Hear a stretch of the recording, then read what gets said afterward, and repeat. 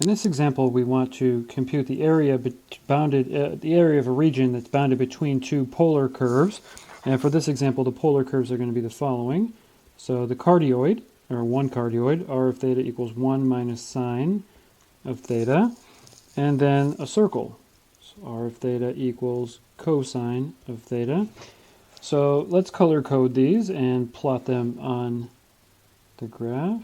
So I'm going to color code these so that the cardioid is red, because that just makes sense, right?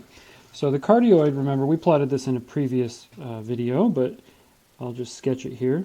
The cardioid kind of loops around like this, comes back out to 1 over here, and then it goes all the way around. It comes back down until it reaches down here. It's probably a little bit more like I've got it on the left side here. The picture does not need to be perfect, and even as I try to fix it, I'm probably making it worse in some ways. So it doesn't have to be perfect. We just want to get an idea of what the region is going to look like. So there's a cardioid, and it's not a great one, but it's a cardioid. And the second curve, this circle, r of theta equals cosine of theta, this curve goes between 0 and the pole over here. It should only go out to a height of 1/2. So it looks something like this. And what we want to do is we want to find the area that is bounded inside of the circle but outside of the cardioid. So what we want is inside of the circle right here, but outside of the cardioid. Okay, so this one is a little bit tricky of a situation because the top half of this circle, so this circle itself is traced out, so the circle is traced out as theta goes from 0 to pi. That traces out the entire circle. And then if you keep going from pi to pi over 2, it just traces out the whole thing again, just retraces it. So you should, by the way, if you don't believe this, you should work this out. That's true about anything that I say in these videos. If you don't believe it, you should work it out. You can always ask me later.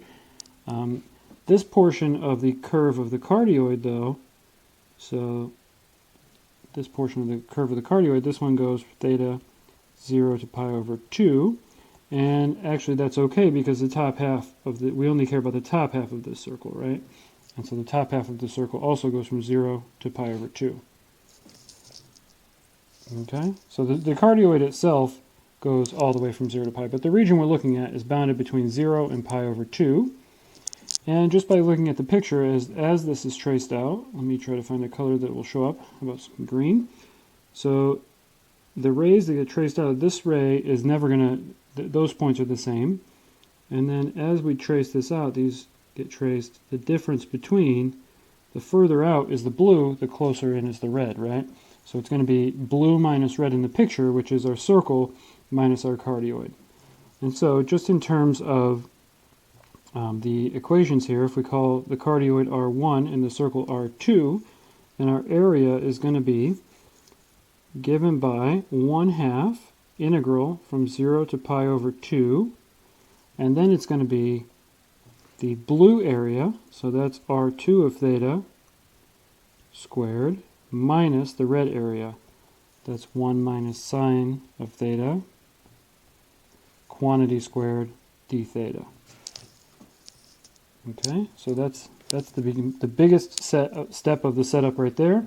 Well, I did something weird here because I called this one R2, but then I wrote the formula for this. So let me work through and write out the equation that you're going to integrate, and then I'll let you integrate it yourself. But this is, again, A equals 1/2 integral pi over 2. R2 is cosine. This function goes in here, so this is easy to square. This is just cosine squared theta. Minus, when you square 1 minus sine squared, you end up with 1 minus 2 sine of theta plus sine squared theta d theta. And then this all gets distributed, the minus gets distributed through, and so the integral that you guys are going to integrate is, this is 1/2 integral pi over 2 cosine squared theta minus 1 plus 2 sine of theta minus sine squared theta d theta, and you can integrate these each term by term, add up those values. Again, it's only going from 0 to pi over 2, or maybe you can do some identities to reduce some stuff. But this is the integral that you're going to want to compute, and the answer to that integral will give you the area of this magenta region that has been covered with little green line segments. But that's the area bounded between the two polar